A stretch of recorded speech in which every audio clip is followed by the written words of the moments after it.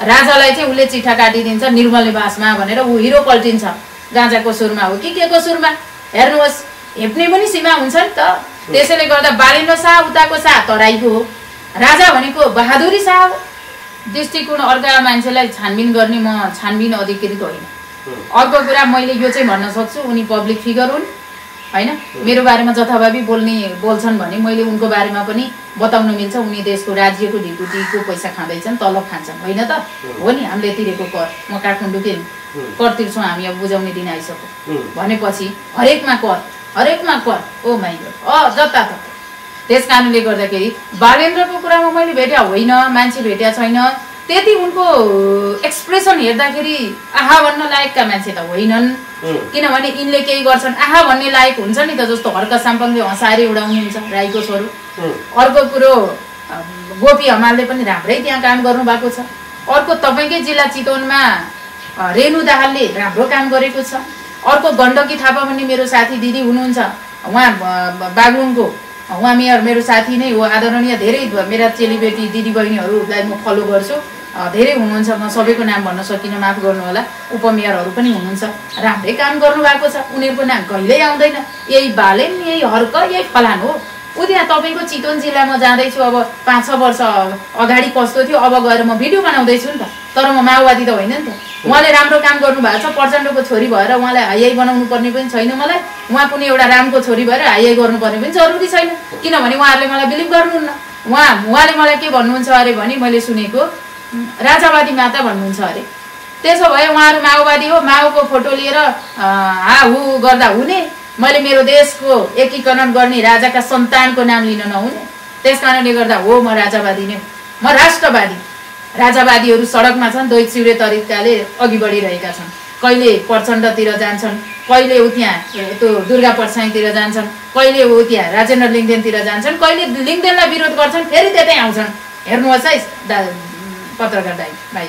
त्यस कारणले गर्दाखेरि मेरो चाहिँ कुरा के भने बालेन्द्र शाहको पक्षमा 25% काम गरेको हो। बालेन्द्रभन्दा अगाडि एकजना के नेवार हुनुहुन्थ्यो, उहाँले राम्रो काम गरे हो। बोट बिरुवा उहाँको पाला रोप्या होला, अझै अगाडिदेखि नै रोप्या जस्तो लाग्छ मलाई। विद्यासन राम्रो काम गर्नु भएको छ उहाँले। अब यी बालेन्द्रको कुरा 25% हिरो पल्टाउने। ल म तपाईँलाई भनौँ, पुरानो संरचना भत्काएका ती इँटाहरूको मूल्य कति पर्छ ए पत्रकारजी? एउटा इँटाको 3 रुपियाँभन्दा बढी 6 रुपियाँसम्म पर्ला। कति इँटा त्यहाँ बेचियो खै, त्यसको हिसाब किताब। छोरी चेलीहरूमाथि त्यहाँ कति हातपात भयो, त्यहाँको हुन्छ नि, अहिले निलम्बन भयो भन्छन्, के भनी जथाभावी भयो। त्यही हो अनुशासन। ऊ राजावादी भन्ने को के पार्टीकाले सिडिओ कार्यालयमा गएर अनुमति लिन्छ, आन्दोलन गर्छ, यहाँ गर है भाइ भनेर दिएको हुन्छ, चिठा काटेको हुन्छ। राजालाई चाहिँ उसले चिठा काटिदिन्छ निर्मल निवासमा भनेर ऊ हिरो पल्टिन्छ। गाँजाको सुरमा हो कि के को सुरमा हेर्नुहोस्, हेप्ने पनि सीमा हुन्छ नि त। त्यसैले गर्दा बालेन्द्र शाह उताको शाह तराईको हो, राजा भनेको बहादुरी शाह हो। म भन्छु यति, यिनी बालेन्द्र शाहका सन्तानहरू त्यही हो, हिसाब किताब अङ्क गणितीय कुरामा जान्ने नै भएका मलाई थाहा छ हजुर, होइन? हेडमास्टर त होइन, यसो आइएससी बिएससी भएका यिनीहरू पढाइ लेखाइमा ठिकै हुन्। अब अरू काममा त यिनीहरू त जान जागरुक त होइनन्। अब बालेन्द्रलाई त उ त्यहाँ बसेर म सविता आचार्यले पनि त, म त धेरै पढेको मान्छे होइन, ब्याचलर पनि कम्प्लिट छैन, धेरै पढ्या भनौँ कि नपढ्या भनौँ। अनि अब मैले त्यहाँनिर म कुनै हाकिम भएछु भने मभन्दा मुनिको कर्मचारीले गर्ने हो नि त। सविता आचार्यले गरेको भन्न मिल्दैन। यहाँ म कुर्सीमा छु, म दादागिरी देखाउँदैछु भनेपछि कसैको म बिलिभ गर्दिनँ है। म भोलि मन्त्री भएँ भने मानिलिउँ, सचिव उपसचिवहरू अरू नै चाहियो नि त, म कहाँ सबै काम गर्न सक्छु भन्नु खोजेको। कर्मचारीले काम गरिदिने, उसले सान पाउने, उसले मान पाउने, उसले सम्मान पाउने। किनभने फ्यान फलोवर्स धेरै भयो भन्दैमा ठुला कुरा गर्ने मेरा पनि छन् फ्यान फलोवर्स। त्यसले गर्दाखेरि हेर्नुहोस्, ज्योतिष अथवा माताहरूकै उसमा हेर्ने हो भने सबैभन्दा बढी निरन्तर गाली गर्नेहरू पनि आउलान्, नगर्नेहरू पनि सो त आएका त फ्यान फलोवर्स त मेरा पनि छ नि त।